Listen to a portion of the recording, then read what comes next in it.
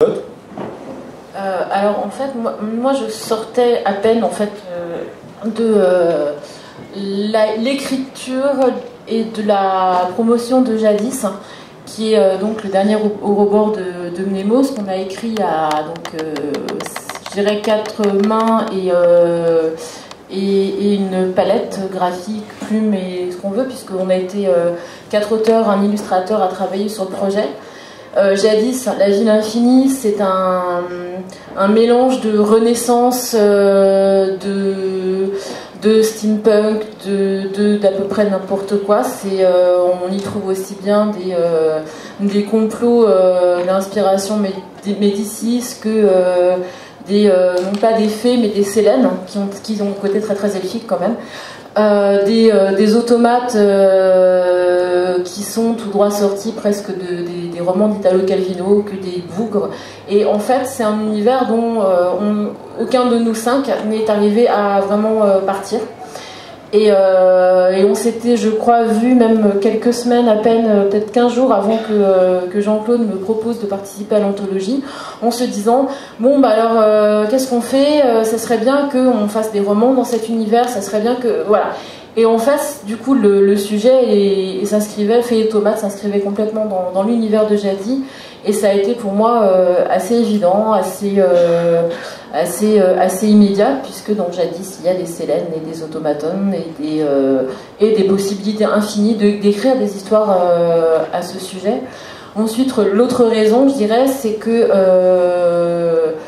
l'automate est pour moi un être qui m'interroge énormément, en tout cas autant que c'est mon côté, ça fait vibrer mon côté philosophe, puisque ça interroge notre rapport à l'autre, au monstre, et aussi finalement à nous-mêmes. Et voilà, donc je crois que c'est pour ça, je me suis même pas vraiment posé de questions plus de 2 minutes, je crois que je vous ai répondu tout de suite, oui, hein. Ça a été un truc comme ça. Et la nouvelle est du coup venue très très vite aussi. Nabil, je continue dans l'ordre du sommaire. Nabil, ah oui, il n'a pas de micro.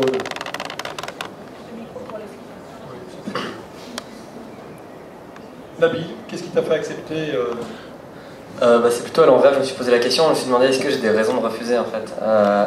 Non, sincèrement, quand on m'a proposé... Ouais, voilà. Non, mais j'étais d'abord très honoré en fait, parce que j'ai vu les noms qu'il y avait, j'ai vu ce genre de choses, et je suis un très jeune auteur, enfin, c'est ma 2e année, donc c'était une aventure pour moi qui... Je voyais vraiment pas de raison de refuser, le thème me plaisait, je dis... Tout simplement. Jean-Claude, lui, qui est, j'allais dire, un vieux de la vieille, qui n'a plus besoin de ce genre de sollicitation. Moi, en fait, tu m'as fait un magnifique cadeau, hein, sans le savoir, parce que j'ai reçu ta proposition, que je trouvais tout à fait... Je te rappelle, on avait discuté... On avait plutôt discuté avant de c'est quoi effectivement une anthologie, qu'est-ce que ça demande comme travail, quel est le planning à mettre en place, enfin, tous les aspects pratiques que vous ne voyez pas. Mais pour savoir que pour être disponible le 28 mai, il faut que ce soit l'imprimeur le temps, ce qui veut dire que le manuscrit doit être fini le temps, enfin, il y a tout un tas de choses qu'il faut regarder. Et donc il me fait cette proposition, et je vous jure, mais le soir même, lors d'une discussion avec Mike Resnick, here's Mike Resnick, Mike me dit si on écrivait ensemble. Et je veux dire, attends, non, on va mettre Mike là. Non, ben oui, ben tu te mets là.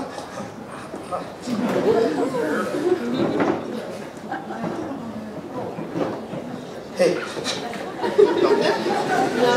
Je suis là pour faire le spectacle, mais comment dirais-je?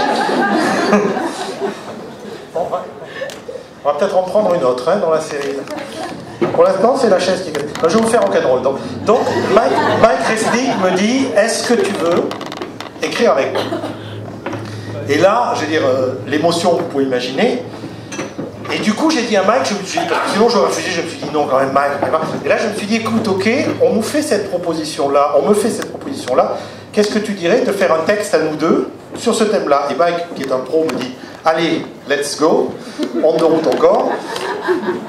Et donc j'écris à Jean-Claude Antoine, j'ai dit écoute, on va te le faire, mais pour des raisons que je ne détaillerai pas, qui sont qu'il fallait que mes textes soient traduits en anglais, lus par Mike qui rebondissait après. On va peut-être te le terminer juste dans les délais, tu nous fais confiance, mais en échange, je te fais une surprise, je lui ai rien dit. Et donc on a écrit le truc, on a discuté du sujet, j'ai démarré, j'ai traduit, il a lu ma traduction, il m'a renvoyé son texte en anglais que j'ai traduit, enfin bon bref, pour que vous ayez... Alors il y a une version française et une version anglaise du texte.